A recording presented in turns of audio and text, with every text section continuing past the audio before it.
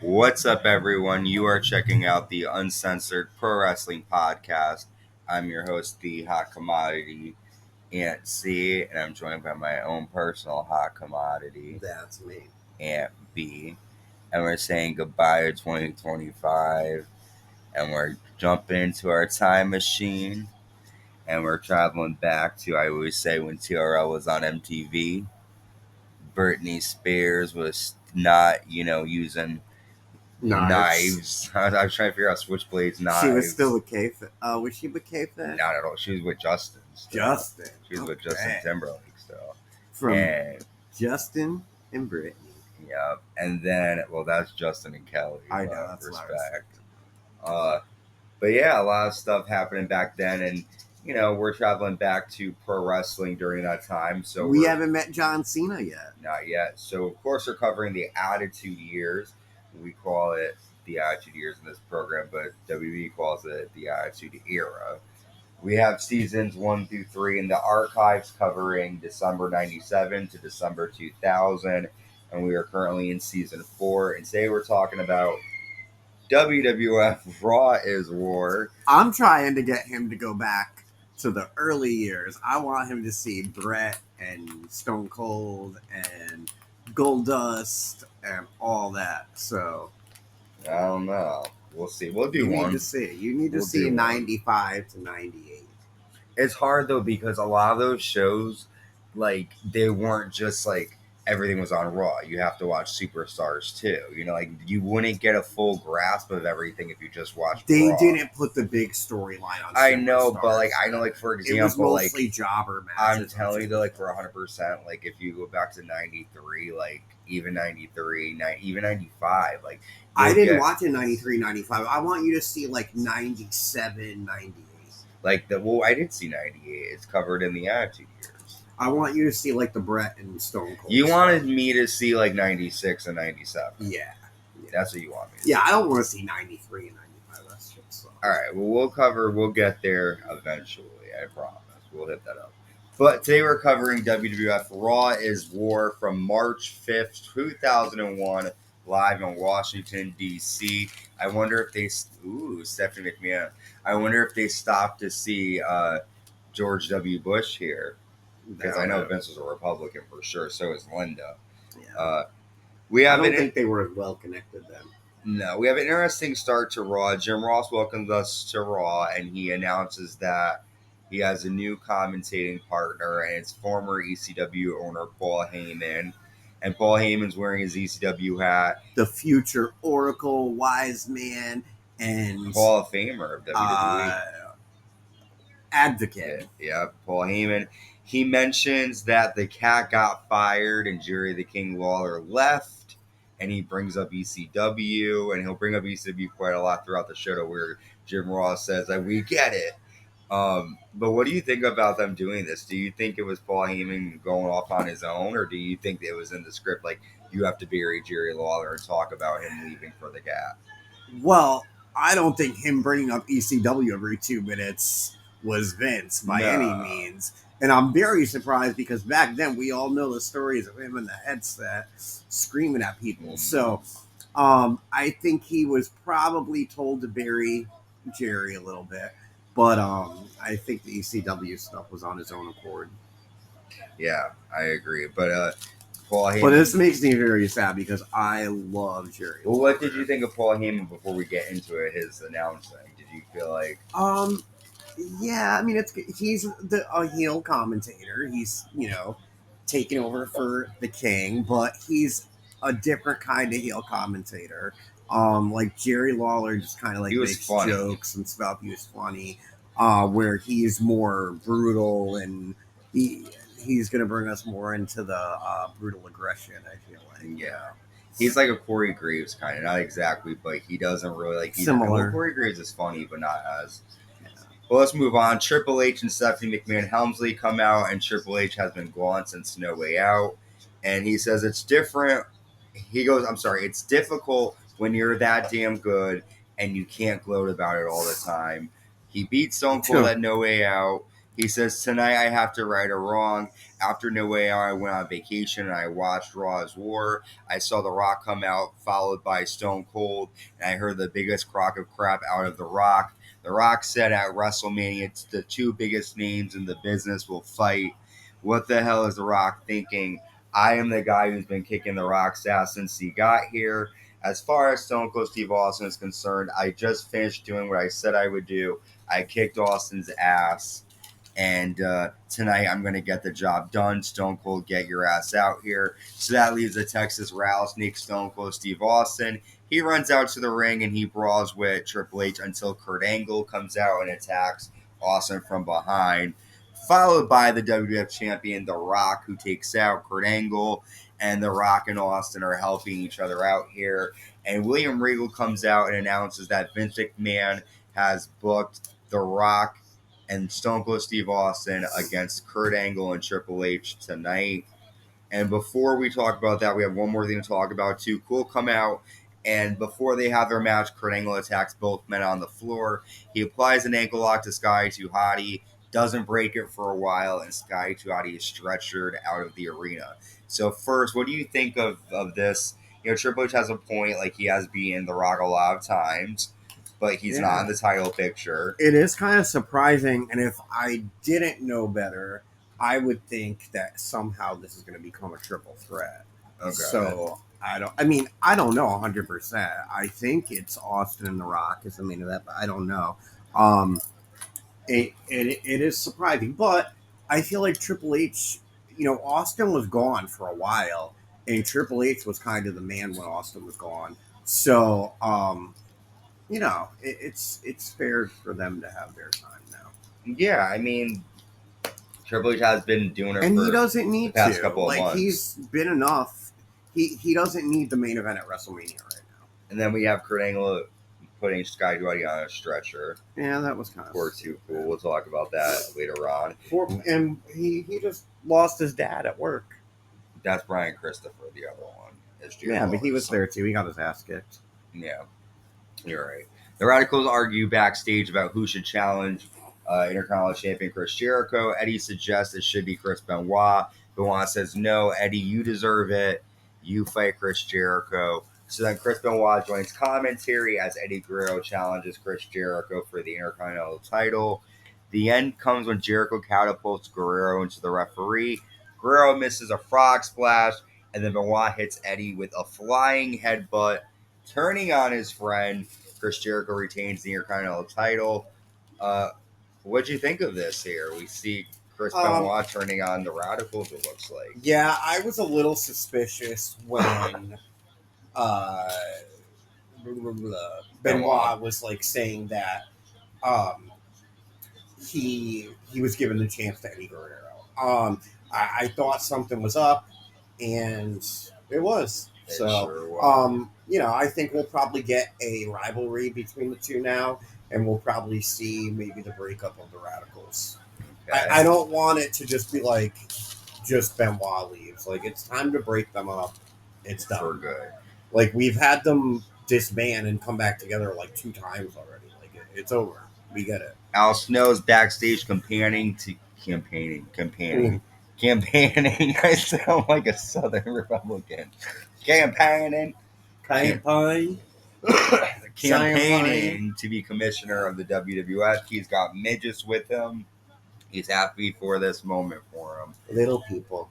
WWF Women's Champion Ivory, with the right to censor, defends against Lita with the Hardy Boys in her corner. Lita lands a flying crossbody to Ivory on the floor, and then the Hardy Boys attack right to censor. Jeff Hardy jumps off the railing, but he accidentally lands on Lita. Matt's not going to be happy about that. Ivory lands a neck breaker and gets the victory and retains the Women's Championship. Yeah, I think we're definitely going to get a breakup of the Hardys, a fight between them. It's being teased twice in the same show. There was 2 accidents. First, Lita was hit, and Matt was hit. So, I definitely see that coming. The breakup. Lita is going to, Jeff's going to say that Lita was the problem. So you think she's like Yoko Ono in this bitch? I feel a little bit, but Kurt Angle is bragging backstage about breaking Sky to Hotty's leg. He says he deserves respect and he's not going to take it anymore. We have a new side of Angle. Normally we see Angle as this nice, guys, that's wrong. But something really snapped at him. Now he's like super aggressive here. Yeah, he lost his belt. Yeah. He's gotten screwed over by everybody. Stephanie, Trish, he's been going through it. So he better find out who his true friends are, and You better recognize. he better recognize it. We see Kane and The Undertaker, the Brothers of Destruction. They defeat Haku and Rikishi after Undertaker chokeslams Haku. And it looks like, finally, this is the end of this rivalry here, hopefully. What'd you think? I mean, I'm not a big fan of Haku in general. Yeah, I was excited to see him, and it's just been kind of a letdown because I've always heard the stories about how rough and tough he was. But I don't think he was used well. I don't know. I hope it's over too. Yeah. I still want to see Kane and Undertaker as either tag team champions or I don't know. We'll see what happens with them. Trish Stratus comes out, and last we saw her, she was getting a bucket of mop dirty shit. What would you call it? Like It looked mop like dog juice in it. It looked like it was probably dog Poured food on her by or like Vince. stew. It reminded me of the Godwin slop bucket. Yes. Trish says, I came out here to set the record straight. Last week I experienced the most degrading moment of my life. Down and dirty. That's how you always liked it, Vince. Since you're fond of doing things in public, I want you to come out because there's something I want to say to your face. So then Vince McMahon comes out and he says, you need to realize who I am. Trish says, I only got 2 words for you, Vince McMahon. And then she's like, I'm sorry. I deserved everything. I'll do anything to show you how sorry I am. Vince says, well then, I doubt that you're really sorry. Why are you sorry? Because you're not wearing a mink coat, diamond earrings. How sorry are you? Are you sorry like my comatose wife, Linda? Prove it to me. Get on your hands and knees and bark like a dog, which she does. She barks around. And she crawls around. Isn't she barks around? She crawls around and barks like a dog. And then he decides to make her take off her shirt and what was that? A skirt? Yeah. And she's in her black and she's in her bra, her black bra and panties. And he wants the crowd to look away if they don't want to see titties. Because he tells her he wants her to take it off, and then he stops her, and she's like, Trish says, not even you know how far I'll go to degrade myself for the right cause. And then Trish leaves, and Vince says, think about one thing. Everyone is a lot like Trish, this far from prostitution yourself. So he's basically calling her a prostitute. What do you think is going on here? All right, so I'm hoping and praying that Trish has a backup plan here, and that she's making him think she's sorry, and she's going to do something. I hope Trish isn't really degrading herself like this. By the way, thank you, Trish. Thank you, Trish, for going through this, and now you're a Hall of Famer. Right. And her mom just passed away, so thank you, Trish. We love you, Trish.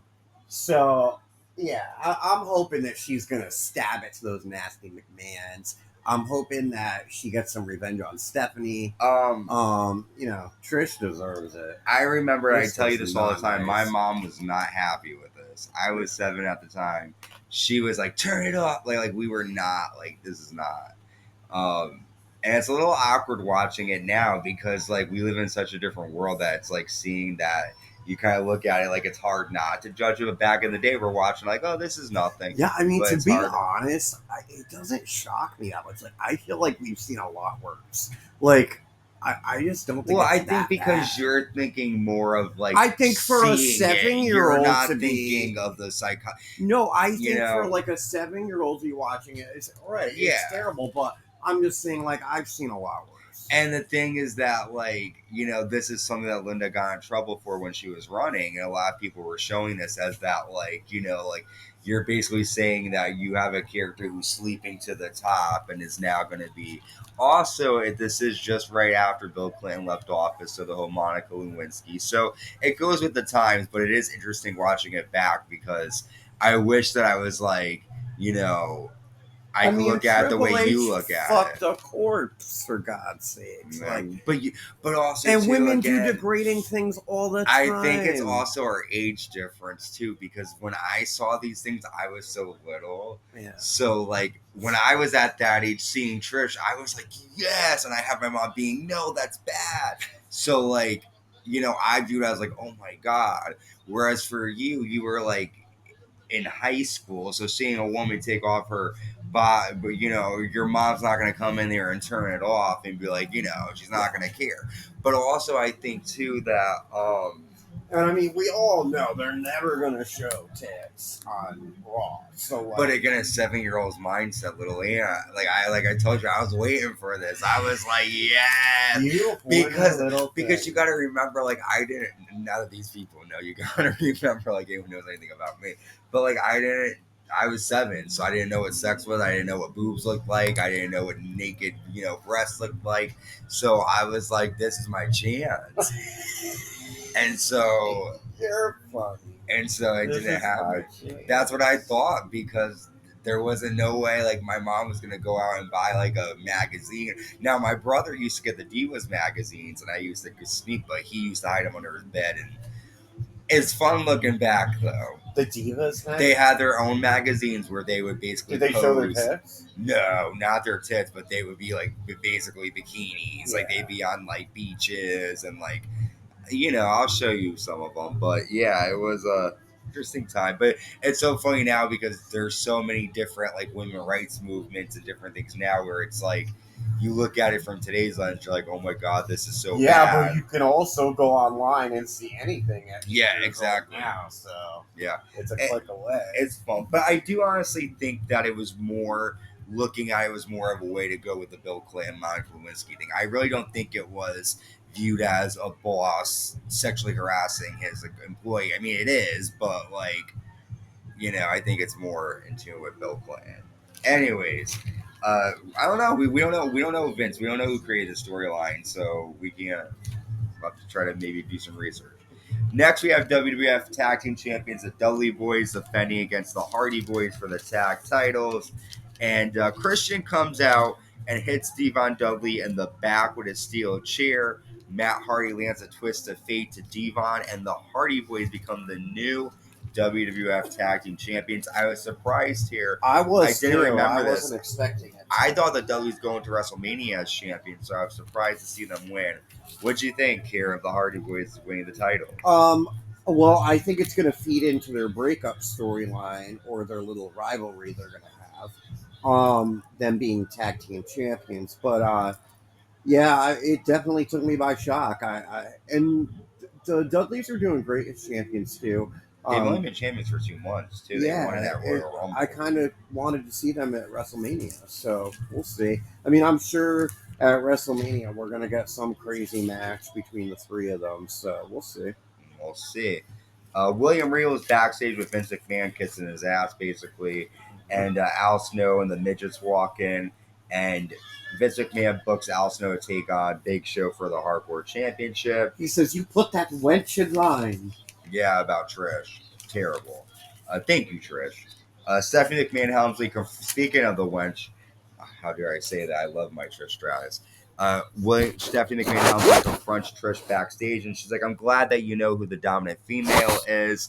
I need to get you to get me a latte, but you can't get it from here. She wanted Starbucks. Yeah. And she said a venti latte, skim milk, extra foam. I don't want coffee from the arena. No, she didn't. Drive safe, Trish. What a bitch. She didn't even say thank you, Trish. Well, I will. Thank you, Trish. Yeah.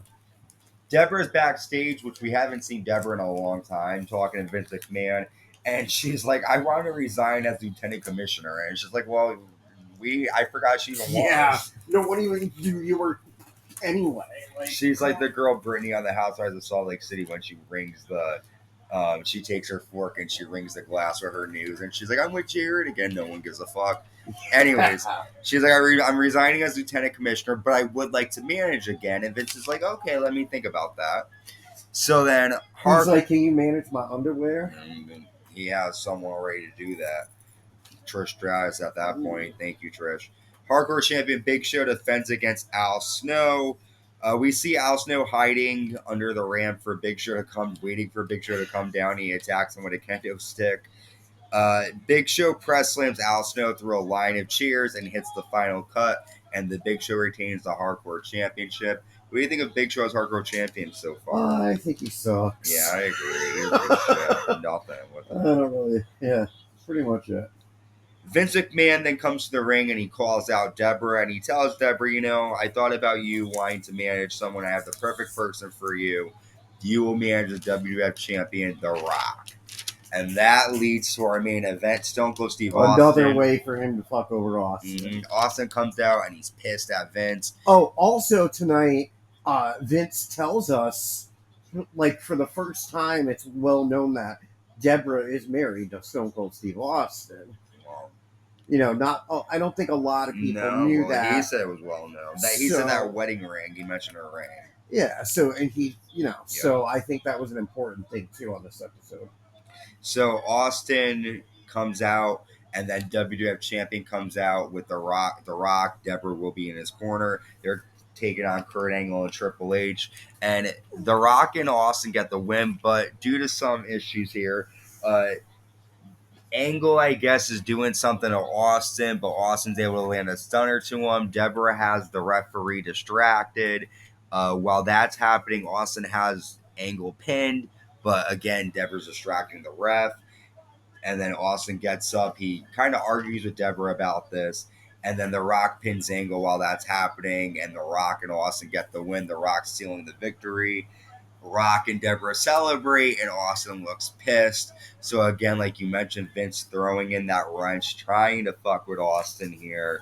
And it kind of worked. What do you think? I'm excited to see what Rock says about Debra being his manager. Yeah, that's right. So... I mean, yeah. I mean, also that's the thing. It's like he's in a weird position because he doesn't really like Austin. So it's like, is he really going to care about Debra? You know, what's going to happen there? Or is he going to welcome it because it kind of hurts Austin? Yeah.